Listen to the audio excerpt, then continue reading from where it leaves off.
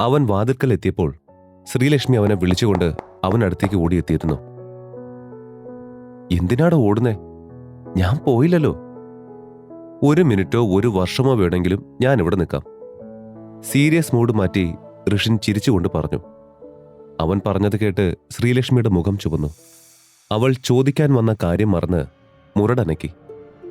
ഋഷി, ഞാനൊരു കാര്യം ചോദിക്കാൻ വരുമ്പോ നീ എന്തിനാ ഇങ്ങനെ കളിയാക്കുന്നേ? ഋഷി, ഞാൻ നിന്നെ ഇങ്ങോട്ടേക്ക് വിളിച്ചിട്ടൊന്നുമില്ലല്ലോ, പിന്നെ നീ എങ്ങനെ ഇവിടെ വന്നു? അതിനാദ്യം ഉത്തരം പറയൂ. ശ്രീലക്ഷ്മി നെറ്റി ചുളിച്ചുകൊണ്ട് ചോദിച്ചു.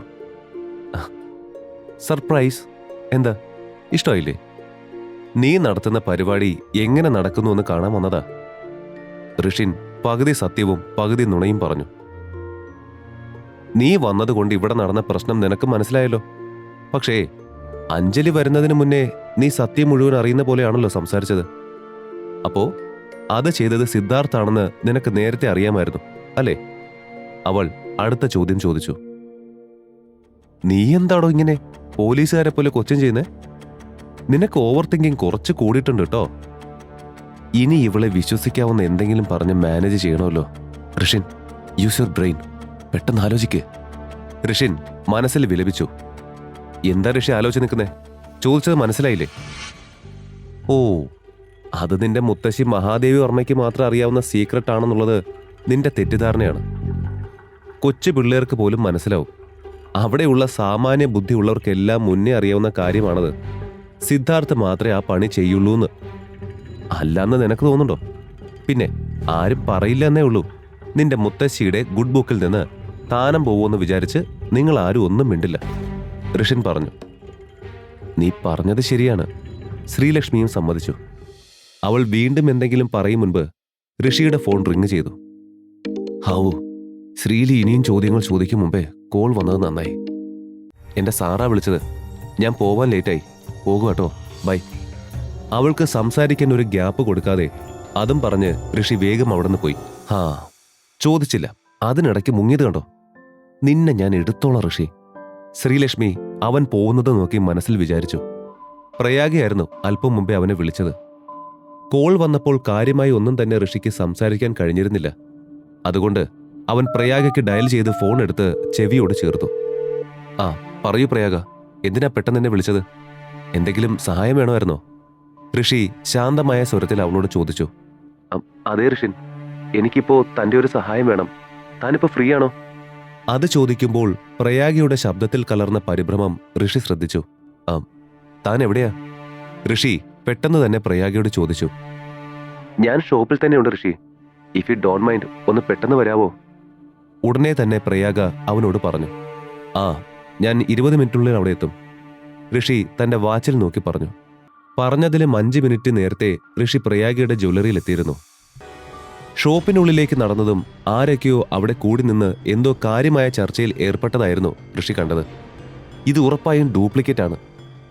ഞാൻ ഒരു അടിയങ്ങ് വെച്ചേരും, ആൾക്കൂട്ടത്തിൽ നിന്നും ആരോ പറഞ്ഞു. എന്റെ കയ്യിലുള്ളതെല്ലാം ഞാൻ വാതുവയ്ക്കും. ഐ സ്വെയർ, ഇത് ഒറിജിനൽ തന്നെയാ, മറ്റൊരാൾ തിരിച്ചു പറഞ്ഞു. അങ്ങനെ മൊത്തത്തിൽ പറഞ്ഞാൽ അവിടെ ഉണ്ടായിരുന്നവരെല്ലാം 2 സംഘങ്ങളായി പിരിഞ്ഞ് അടിയിടുകയായിരുന്നു. ഋഷി മെല്ലെ ആ ആൾക്കൂട്ടത്തിന്റെ അടുത്തേക്ക് ചെന്നപ്പോൾ അതിനിടയിൽ ഒരാൾ സംശയത്തോടെ എന്തോ നോക്കുന്നത് ശ്രദ്ധിച്ചു. അപ്പോ എല്ലാവരും ഇതും പറഞ്ഞാണ് അടിയിടുന്നത്. ഋഷി അല്പനേരം അതും നോക്കി ചിന്തിച്ചു നിന്നു.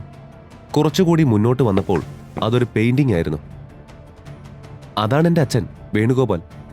നടുവിൽ നിൽക്കുന്ന ആളെ ചൂണ്ടിക്കാട്ടി പ്രയാഗ ഋഷിയോട് പറഞ്ഞു. പ്രയാഗ അപ്പോഴങ്ങോട്ട് വന്നിട്ടേ ഉണ്ടായിരുന്നുള്ളൂ. ഹായ് അങ്കിൾ, നിങ്ങൾ ആ പെയിന്റിംഗ് കുറച്ചധികം നേരമായി നോക്കുന്നുണ്ടല്ലോ. നോക്കിയിട്ട് എന്ത് തോന്നുന്നു? പ്രയാഗ ചൂണ്ടിക്കാണിച്ച ആളെ നോക്കി ഋഷി ചോദിച്ചു.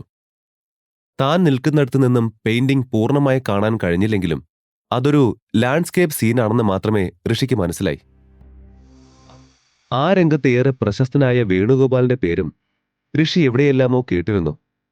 പുരാവസ്തുക്കളിൽ വർഷങ്ങളുടെ ഗവേഷണ പരിചയമുള്ള വേണുഗോപാൽ കേരളത്തിലെ മുൻനിര മൂല്യനിർണ്ണയക്കാരിൽ ഒരാളായിരുന്നു.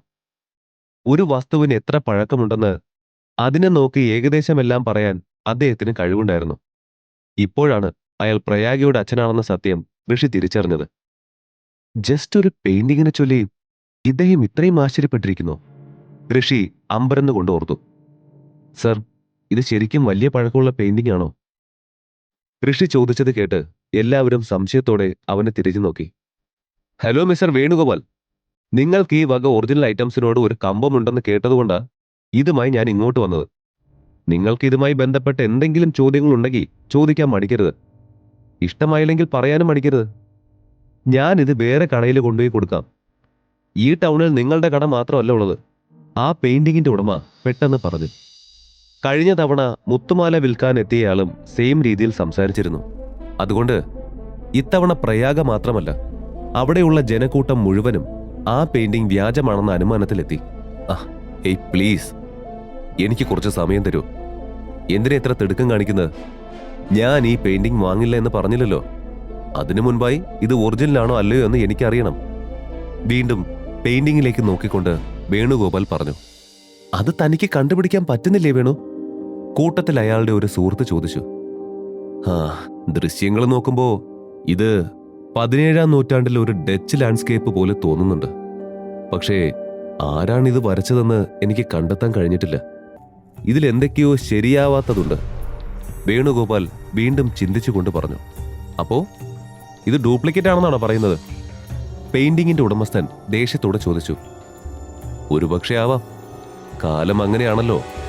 ആർക്ക് വേണമെങ്കിലും വിചാരിച്ച ഒറിജിനൽ പോലെ ഡ്യൂപ്ലിക്കേറ്റ് സാധനങ്ങൾ ഉണ്ടാക്കാൻ സാധിക്കും. വേണുഗോപാൽ ഒന്ന് നിശ്വസിച്ചുകൊണ്ട് പറഞ്ഞു. പുള്ളി അങ്ങനെയാ പറയുന്നതെങ്കിൽ പിന്നെ ഇതൊരു ഡ്യൂപ്ലിക്കേറ്റ് തന്നെ ആയിരിക്കും. ചുറ്റിനുമുണ്ടായിരുന്നവർ പയ്യെ പിറുപിറുത്തു. അപ്പോഴാണ് എന്താണ് സംഭവിക്കുന്നതെന്ന് നിശബ്ദനായി നിരീക്ഷിച്ചുകൊണ്ടിരുന്ന ഋഷി അല്പം മുമ്പേ ആൾക്കൂട്ടത്തിൽ നിന്ന് മാറി നിന്ന വേണുഗോപാലിന്റെ നേരെ നോക്കിയത്. അങ്കിൾ, എനിക്ക് ആ പെയിന്റിംഗ് കാണിച്ചു തരാവോ? അവൻ ഉറക്കെ വിളിച്ചു ചോദിച്ചു. മുൻപ് ശ്രദ്ധിക്കാതിരുന്ന വേണുഗോപാൽ അവന്റെ ഉച്ചത്തിലുള്ള ചോദ്യം കേട്ട് അവനെ തിരിഞ്ഞു നോക്കി. മോളെ, ഇതാരാ? ഞാൻ ഇയാളെ ഇതുവരെ കണ്ടിട്ടില്ലല്ലോ. നീ ഈ ഫീൽഡിൽ പുതിയ ആളാണോ? പ്രയാഗയോടും ഋഷിനോടും കൂടി വേണുഗോപാൽ ചോദിച്ചു. അച്ഛാ, ഞാൻ പറഞ്ഞില്ലായിരുന്നോ ഇത്തരം കാര്യങ്ങളിൽ നിർദ്ദേശങ്ങൾക്ക് വേണ്ടി ഞാനൊരു എംപ്ലോയിയെ അപ്പോയിന്റ് ചെയ്തെന്ന്? ഇതാ ആളാണ്, പേര് ഋഷിൻ. പ്രയാഗയായിരുന്നു അയാളുടെ ചോദ്യങ്ങൾക്കുള്ള ഉത്തരം നൽകിയത്. ഇതാണ് ആ ഡ്യൂപ്ലിക്കേറ്റ് മുത്തുമാല കണ്ടുപിടിച്ചുവെന്ന് പറഞ്ഞയാൾ അല്ലേ? അത് ശരി. നീ ഒരു കാര്യം പറയും. ആദ്യം ഈ പെയിന്റിംഗ് നോക്ക്, എന്നിട്ട് നിന്റെ ഫൈൻഡിങ്സ് പറ. വേണുഗോപാൽ പെയിന്റിങ്ങിന്റെ അടുത്ത് നിന്ന് സ്വൽപ്പം മാറി ഋഷിന് നിൽക്കാൻ സ്പേസ് കൊടുത്തു. Don't worry uncle. ഋഷിൻ പെയിന്റിങ്ങിന്റെ അടുത്ത് ചെന്ന് സൂക്ഷിച്ചു നോക്കി. മുറിയിലുള്ള സകലരും ഋഷിനെ ഉറ്റുനോക്കി. ഇതിന് നിങ്ങൾ എത്രയാണ് വിലയിട്ടിരിക്കുന്നത്? അവൻ പെട്ടെന്ന് ചോദിച്ചു. 2 ലക്ഷം. ആ പെയിന്റിംഗ് വിൽക്കാൻ വന്നയാൾ ആൾക്കൂട്ടത്തിൽ നിന്ന് മുന്നിലേക്ക് കയറി നിന്ന് പറഞ്ഞു. കറക്റ്റ് വിലയാണ്. ഋഷിന്റെ മറുപടി കേട്ട് അവിടെ ഉണ്ടായിരുന്നവരെല്ലാം ഉറക്കെ ചിരിച്ചു. അപ്പോ ഈ പെയിന്റിങ്ങിന് ഞാൻ 2 ലക്ഷം രൂപ ചെലവാക്കാം എന്നാണ് പറയുന്നത്? വേണുഗോപാൽ നേരിട്ട് ഋഷിനോട് ചോദിച്ചു. യഥാർത്ഥത്തിൽ അതിനേക്കാൾ എത്രയോ മടങ്ങ് മൂല്യമുള്ളതാണ് ആ പെയിന്റിംഗ് എന്ന് ഋഷിൻ അറിയാമായിരുന്നു. ഇത്രയും ആൾക്കൂട്ടത്തിനിടയിൽ നിന്ന് അതെങ്ങനെ വേണുഗോപാലിനോട് പറയുമെന്നറിയാതെ അവൻ കുഴങ്ങി. വിൽപ്പനക്കാരൻ അവന്റെ അരികിൽ നിന്നും മാറുന്നതുമില്ലായിരുന്നു. പെട്ടെന്ന് അവനൊരു ഐഡിയ തോന്നി. വെർമീറിനെ പറ്റി കേട്ടിട്ടുണ്ടോ അങ്കിൾ? അവൻ വേണുഗോപാലിനെ നോക്കി ചോദിച്ചു. ആ പേര് കേട്ടതും വേണുഗോപാൽ ഞെട്ടി ഋഷിനെ നോക്കി. എനിക്ക് നന്നായി അറിയാം. ഡച്ച് ചിത്രകാരന്മാരിൽ പ്രധാനപ്പെട്ട ഒരാളാണ് അദ്ദേഹം. എന്നിരുന്നാലും ജീവിതത്തിൽ 2 ഭൂപ്രകൃതികൾ മാത്രമേ അദ്ദേഹം വരച്ചിട്ടുള്ളൂ. അല്ല, ഇപ്പൊ അതൊക്കെ എന്തിനാ നീ എന്നോട് ചോദിക്കുന്നേ? ആ ചോദ്യത്തിലും ഉത്തരത്തിലും എന്തോ മറഞ്ഞിരുന്നിരുന്നു. ഋഷിയുടെ ജീവിതം മുഴുവനായി തന്നെ അറിയാം ഇനി പോക്കറ്റ് FM-ലൂടെ.